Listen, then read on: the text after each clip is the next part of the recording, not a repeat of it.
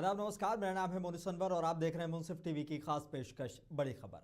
आज की बड़ी खबर उत्तर प्रदेश के संभल से है, जहां सीजेएम कोर्ट के साफ आदेश के बावजूद तत्कालीन सीओ अनुज चौधरी और अन्य पुलिसकर्मियों पर अब तक एफआईआर दर्ज नहीं हुई।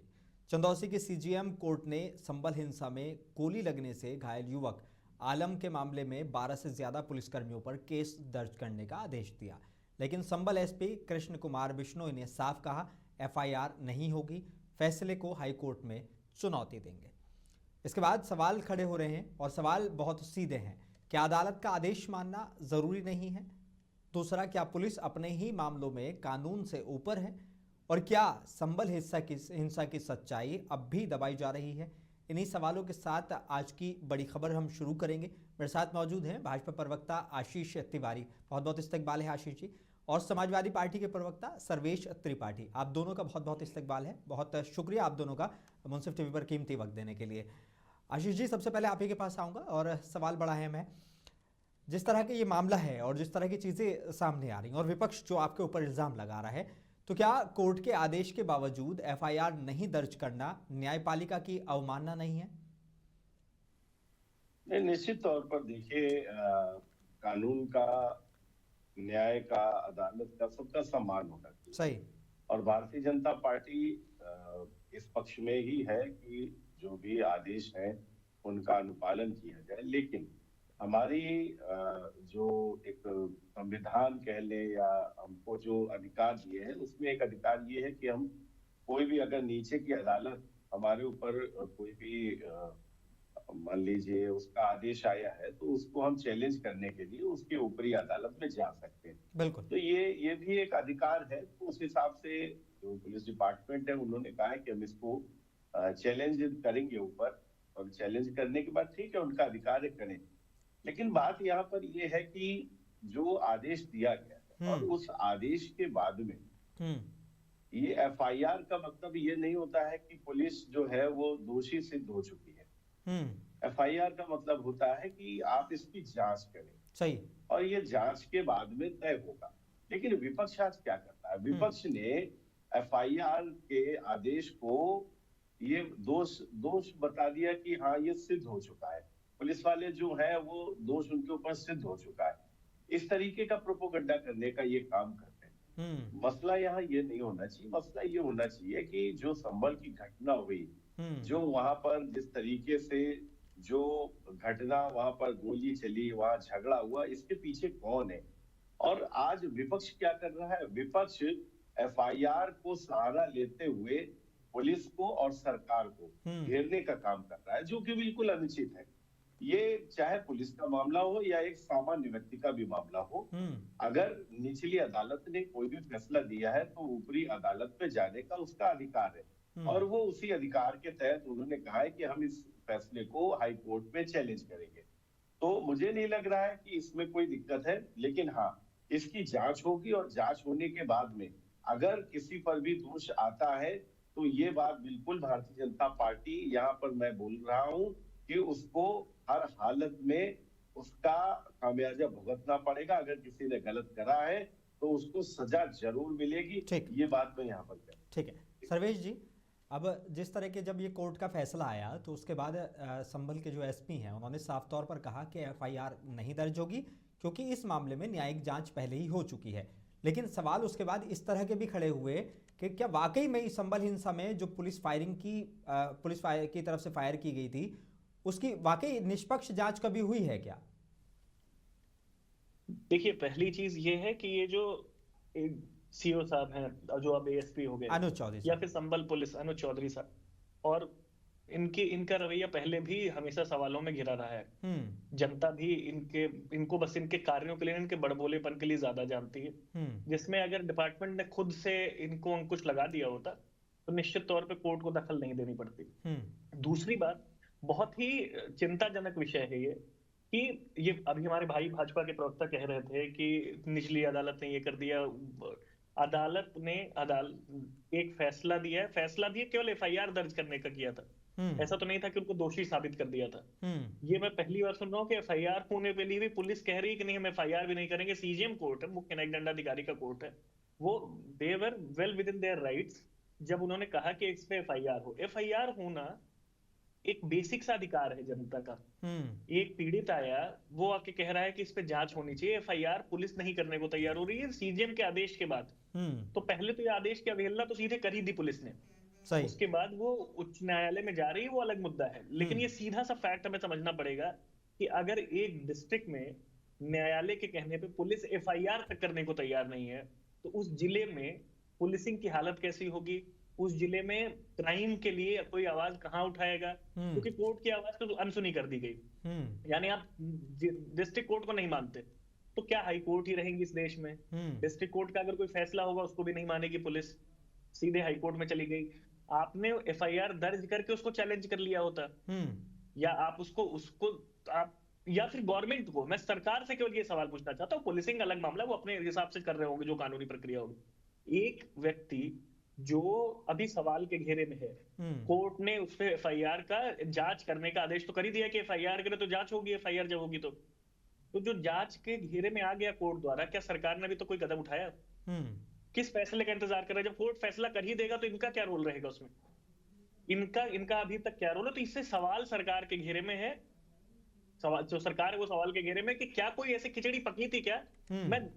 हम तो कहते रहे हैं, हम जानते हैं, लेकिन हम जनता की तरफ से सवाल, जो कुछ नहीं जानता इस केस के बारे में, मान लीजिए जो संभल के बारे में नहीं जानता क्या हुआ, वो अब सुनेगा कि कोर्ट ने आदेश दिया एफआईआर करने का और पुलिस ने मना कर दिया। तो अब जो नॉर्मल आदमी जो नहीं भी जानता था संभल में क्या हुआ, उसके दिमाग में ये जहन में सवाल तो आएगा कि कुछ तो हुआ है, कोई साजिश थी क्या, कोई खिचड़ी पक रही थी जिसको छुपाने की कोशिश की जा रही थी। तो ये बहुत शर्मनाक विषय है। ठीक, आशीष जी, मैं विपक्ष के कई लीडर्स के बयान सुन रहा था और उनका साफ तौर पर यह कहना था कि एक जो है सीओ जो था उसको एएसपी बना दिया जाता है, उसको ऐसा प्रमोशन दिया जाता है कि तुम जो कर रहे हो उससे और ज़्यादा करो। पहला, उनके प्रमोशन को लेकर भी कई सारे सवाल उठे थे जब उनको परमिशन दिया था, आपने भी देखे होंगे कई लोगों के बयान। ठीक है, एक प्रमोशन देने का मामला। दूसरा, फिर खुद मुख्यमंत्री जो हैं उनकी सराहना करते हुए नजर आए। तो मुख्यमंत्री जब किसी ऐसे पुलिस अधिकारी की सराहना करते हैं जो जांच के घेरे में हो या जिन पर कई सवाल उठ रहे हो, तो फिर इस तरह के सवाल उठने लाजमी हो जाते हैं। और अब एसपी जब कह रहे हैं कि गोली पुलिस की नहीं थी, तो फिर यहाँ पे बड़ा सवाल ये उठाता है कि जब पुलिस ने नहीं गोली मारी तो फिर किसकी थी, वो क्यों नहीं पकड़ में आया? तो ये वाला भी एक सवाल। और अगर पुलिस की गोली नहीं थी तो फिर एफआईआर से डर क्यों है? जी देखिए, बहुत अच्छी बात है। सबसे पहली बात ये कि अनुज चौधरी को क्यों प्रमोशन दिया गया, संभल के हालात किसी से भी छुपे हुए नहीं। सही। और संभल की जो वहां के हालात थे, कितने बिगड़े हुए हालात थे, ऐसे हालात को संभालने का अगर किसी ने आगे बढ़ चढ़ के उसने इनिशिएटिव लिया है तो उसको निश्चित तौर पर पुरस्कृत करना चाहिए। ऐसी घटनाएं और ऐसी घटनाओं को रोकने वाले पुलिसकर्मी ही तो छोड़ दीजिए, मैं कह रहा हूँ समाज का भी कोई व्यक्ति हो तो उसको भी पुरस्कार देना चाहिए, क्योंकि स्थिति बहुत खराब थी वहां की और उसको अगर पुरस्कृत कर दिया गया। चूंकि जो विपक्ष है वो शुरू से उनसे पता नहीं क्यों चिढ़ रहा है, क्योंकि विपक्ष की शायद मंशा नहीं पूरी हो पाई।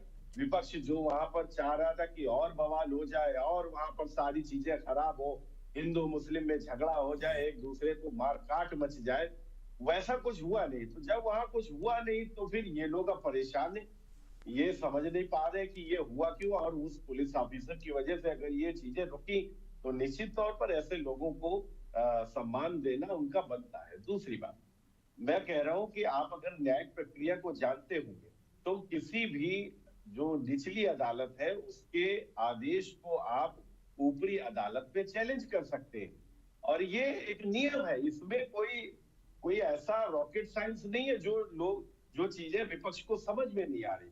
विपक्ष ये कह रहा है कि अरे भाई पहले एफआईआर कर दीजिए, ऐसा नहीं होता है।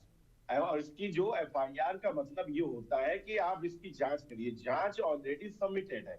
दूसरी बात, ये जो आदेश दिया गया है निचली अदालत द्वारा, उसको ऊपरी अदालत में ले जाने का सबका मौलिक अधिकार है।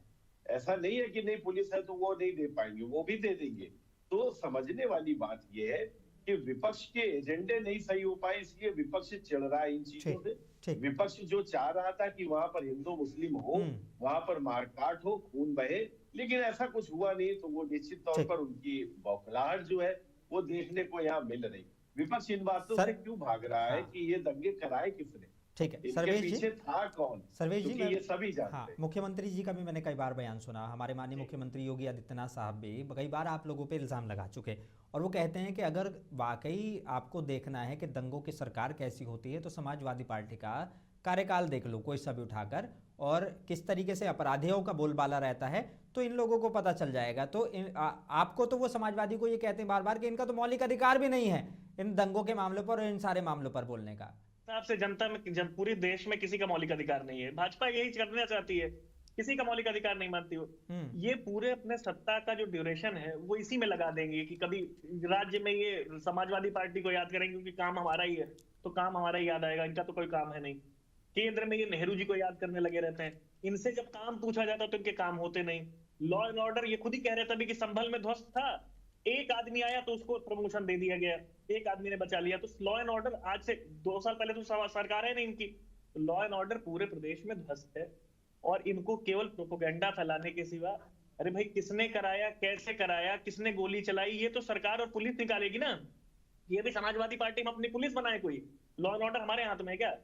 आपसे कुछ होता नहीं है। फिर अभी कानून बता रहे थे हमारे भाई साहब मैं भी कानून का ही विद्यार्थी रहा हूं, मैं पेशे से वकील भी हूं।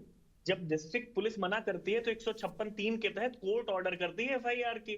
अब अगर ऐसा होने लगा हर जगह, तब तो डिस्ट्रिक्ट कोर्ट का कोई काम ही नहीं बचेगा, हर चीज अपील में ही चली जाएगी। तो उसका इम्प्लीमेंटेशन, किसी एग्जीक्यूशन होगा ही नहीं किसी ऑर्डर का, पुलिस कर ही नहीं पाएगी। तो ये काम जांच का विषय। दूसरी बात, अगर मान लीजिए चले गए हाईकोर्ट में, मान लिया मैंने, उनका अधिकार है, मान लिया, सरकार कोई कदम उठा रही है क्या? एक आदमी जिसके ऊपर एक डिपार्टमेंटल इंक्वायरी का छोटी सी इंक्वायरी इनिशिएट हो जाती है, उसका प्रमोशन होने में बहुत मुश्किल हो जाती है, उनका सील्ड कवर में चला जाता है प्रमोशन।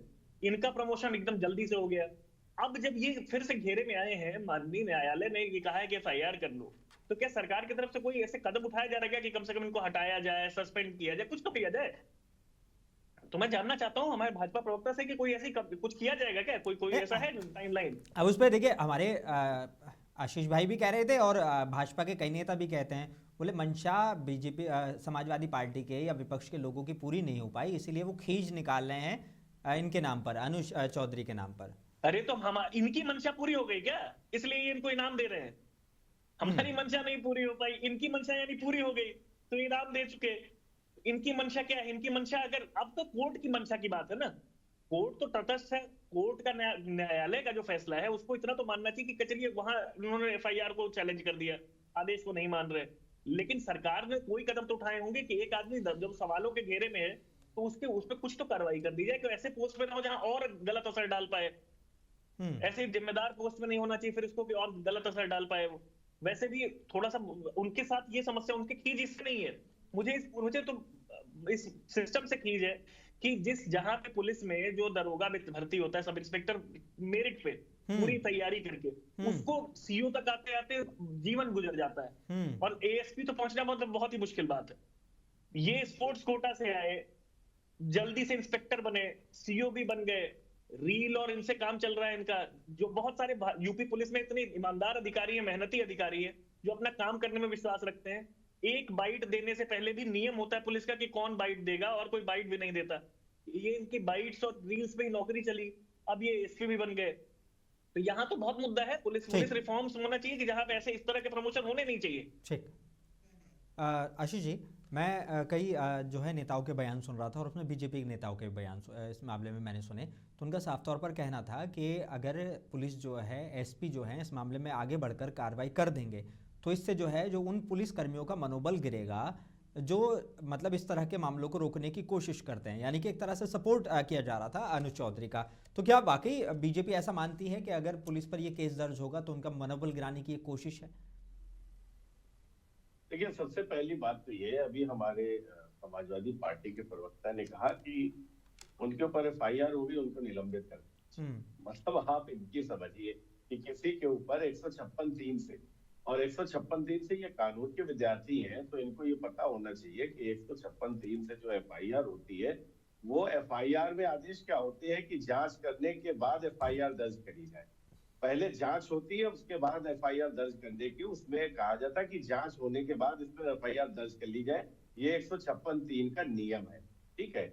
अभी ये क्या कह रहे हैं, कह रहे हैं कोई भी इस दुनिया भारत के अंदर में कोई किसी के ऊपर एफआईआर करा दे तो सबसे पहले उसको उसके पद से हटा दो।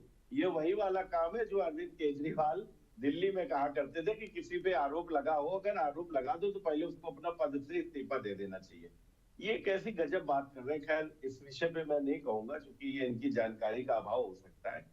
और दूसरी बात ये है, देखिए अनुज जी के बारे में अभी इनको पर्सनल ग्रेजेस क्यों है, क्यों, और ये बोल रहे हैं कि क्या इनकी मंशा पूरी, हाँ 100% हमारी मंशा पूरी हुई है।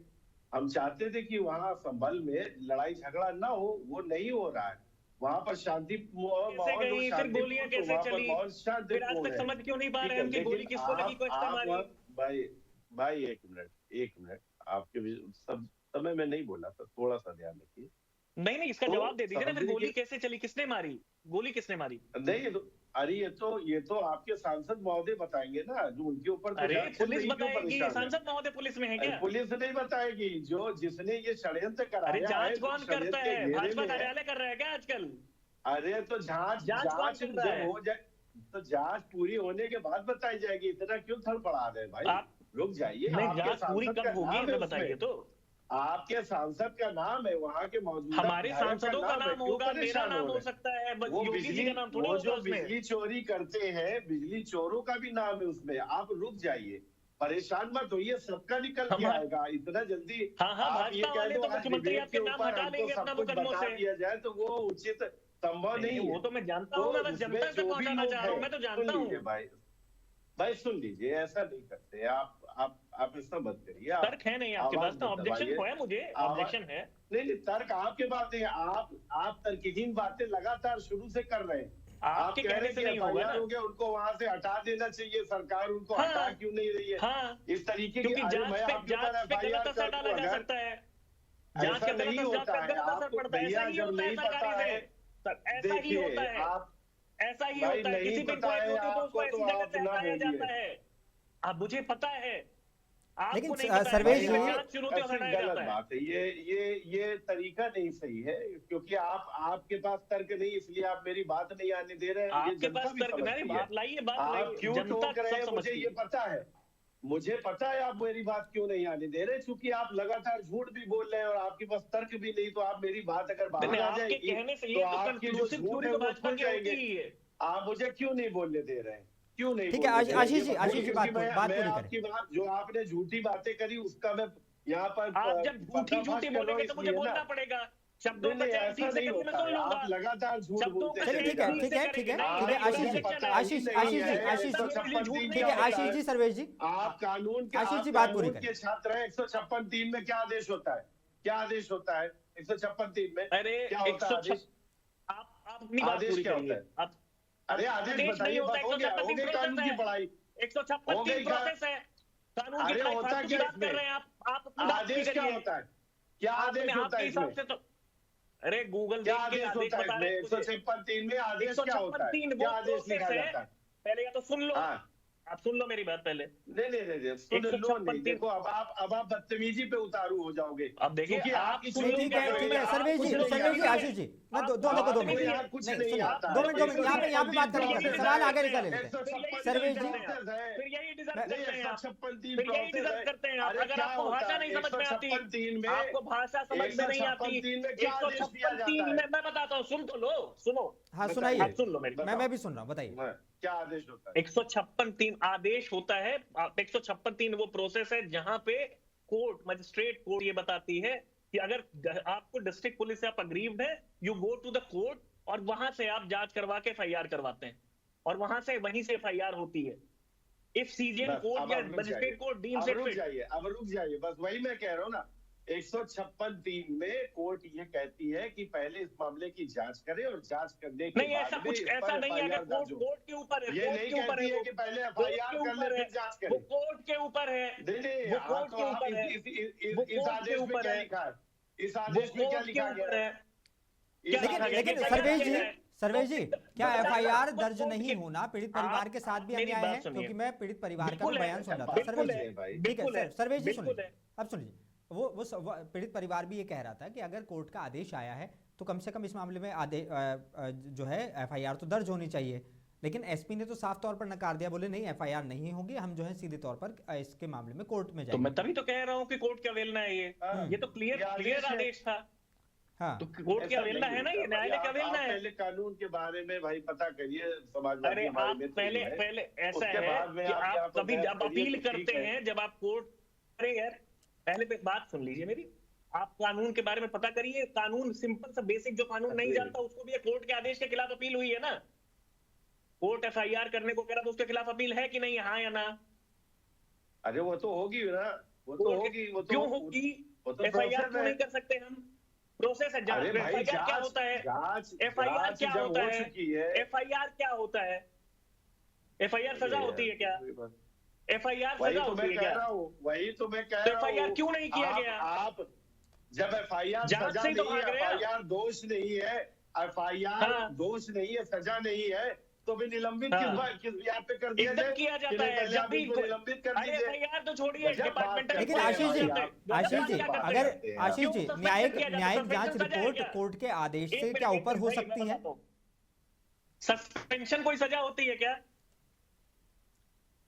बिल्कुल निलंबन सजा होती है। निलंबन, आप कानून पढ़ लीजिए, आप पढ़ लीजिए, सुन लीजिए। निलंबन का कारण सुन लीजिए मेरी बात। आप निलंबन इसलिए किया जाता है कि वो जांच को प्रभावित न कर सके वो व्यक्ति, इसलिए निलंबन और ट्रांसफर दोनों होते हैं। जिसके ऊपर जांच चल रही है, हो चुकी है भाई, जांच ऑलरेडी हो चुकी है। क्यों करा रही है? एफआईआर क्यों करा रही है? सर्वेश जी, एसपी का तर्क यही था, जो वहां के एसपी हैं संभल एसपी, आशीष भाई में संभल एसपी का यही तर्क था कि हमने न्यायिक जांच पहले ही करा चुके हैं इस मामले में जिसका कोर्ट जिक्र कर रही है, इस वजह से हम एफआईआर दर्ज नहीं कर सकते। न्यायालय उससे संतुष्ट नहीं थी। ये एसपी डिसाइड करेंगे कि न्यायालय डिसाइड करेगी? ये एसपी डिसाइड करेगा, एसपी डिसाइड करेगा कि न्यायालय डिसाइड करेगी? नहीं, अब तो उन्होंने आदेश दे दिया, तो जाहिर सी बात है एफआईआर होनी चाहिए, लेकिन वो कह रहे हैं कि हम सेकंड ऑप्शन की तरफ जाएंगे। एसपी कौन है इसमें बताने वाले? ये 156(3) में कोई भी व्यक्ति एसपी कौन है इसमें बताने वाले? वो ये कहता है अदालत के सामने कि मेरी एफआईआर जो है वो थाने में नहीं लिखी जा रही है, इसलिए मैं माननीय न्यायालय से ये अपील करता हूँ कि हमारी जो है एफआईआर है वो करी जाए। सुन लीजिए भैया, बिल्कुल ठीक है। तो अदालत उस पर ये आदेश करती है कि ये जो भी मसला लाए हैं, इस मसले में जांच करके और जो धाराएं हैं, सुसंदिग्ध धाराएं हैं, उसके अंदर में इसमें एफआईआर करी जाए। नहीं, उसके बाद एफआईआर कराया जाता है। ये उसके बाद जांच के बाद एफआईआर कराई जाती है। नहीं, वो खुद भी वैसे भी कर सकती है, वैसे भी कर सकते हैं। अरे भाई कर सकती है, लेकिन इस केस में अगर न्यायालय संतुष्ट है तो कर सकती है। लेकिन आशीष भाई, सर्वेश जी आ रहा हूँ, आशीष भाई, आशीष भाई आप विपक्ष के लोगों का, आशीष भाई सवाल ये था, आशीष साहब विपक्ष के लोगों का, आशीष साहब सवाल ये था कि ये वो पुलिस जो कोर्ट के आदेश के आने के बावजूद, सुप्रीम कोर्ट कहता है कि बुलडोजर नहीं चलेगा, नोटिस दिया जाएगा, उसके बावजूद जो है वो बुलडोजर चलाने के लिए पहुंच जाते हैं, उसमें जल्दबाजी दिखा देते हैं। जिन लोगों के ऊपर खाली एफआईआर दर्ज होती है उनके घर जो है तोड़ दिए जाते हैं, उनको आरोपी साबित होते ही दोषी भी उनको सही से नहीं तोड़ा जाता। और कई केस में तो ऐसा हुआ कि जिसके घर तोड़े गए वो उसके नाम तक भी नहीं था, उसके पिता के और उसके भाइयों के नाम था, फिर भी घर तोड़ दिए जाते हैं। वो पुलिस जो है अब एफआईआर दर्ज करने से मना कर रही है। जी देखिए, सबसे पहली बात तो ये कि कोई भी आप मुझे एक ऐसा मसला नहीं बता पाएंगे जब से कोर्ट का आदेश आया है कि बिना नोटिस दिए आप किसी पर बुलडोजर की कार्रवाई नहीं करेंगे।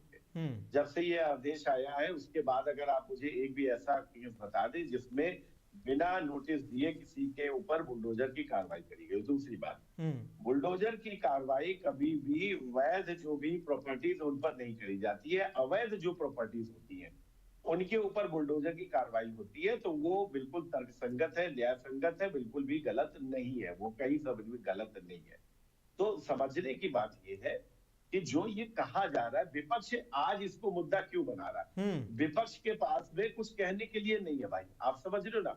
तो उसने इस आदेश को उसने ढाल बनाते हुए वो ऐसा काम कर रहे कि वो गिरने का काम कर रहे, लेकिन इससे होगा कुछ नहीं, क्योंकि ये प्रोसीजर है कि जो निचली अदालत है उसके आदेश को आप ऊपरी अदालत में आप चैलेंज कर सकते हैं, और ये न्याय प्रक्रिया है। वरना आप खुद सोचिए कि ये क्या भारत देश में बिना ऐसा कोई सिस्टम बना ये खुलेआम इस तरीके से होगा, ये कतई संभव ही नहीं है। लेकिन हमारे समाजवादी मित्र को ये बात समझ में नहीं आ रही, क्योंकि उनकी मंशा नहीं पूरी। मैंने पता है ना, फ्रस्ट्रेट है बेचारे, चाह रहे थे 27 दिसंबर को खराबा हो जाए, 27 दिसंबर को हाँ, वो एनसीआरबी का आंकड़े बता रहे हैं क्या हो रहा है उत्तर प्रदेश में भाई। आशीष भाई मैं वही बता रहा हूँ, अभी कह रहे थे एक इंसिडेंट 27 दिसंबर को।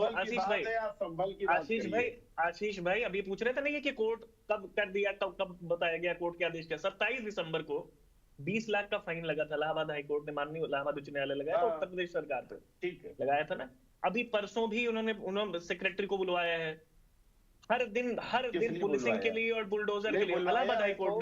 इलाहाबाद हाईकोर्ट ने सम्मन किया है कि आप डेमोलिशन, और इसीलिए बुलाया है कि आप पुलिसिंग जबरदस्ती की कर रहे हैं, और एलिज डेमोलिशन के लिए बुलाया है। अच्छा, गलत बातें क्यों बोलते हैं, झूठ क्यों बोलते हैं आप, ये अरे फिर आप जबरदस्ती आप फिर फालतू की बात कर रहे हैं, झूठ क्यों बोलते हैं? सर्वेश जी, क्या ये मामला यूपी में बुलडोजर और वर्दी की राजनीति का उदाहरण है? नहीं होता तो फालतू की बातें करते हैं ये सर्वेश जी। हाँ, तो 27 दिसंबर आप 27 दिसंबर को फाइन लगा था, 27 दिसंबर को फाइन लगा था। हाँ, अरे तो हाँ, फाइन लगा था, मैं बताता हूँ किस बात पे फाइन लगा था, किस बात पे फाइन लगा था?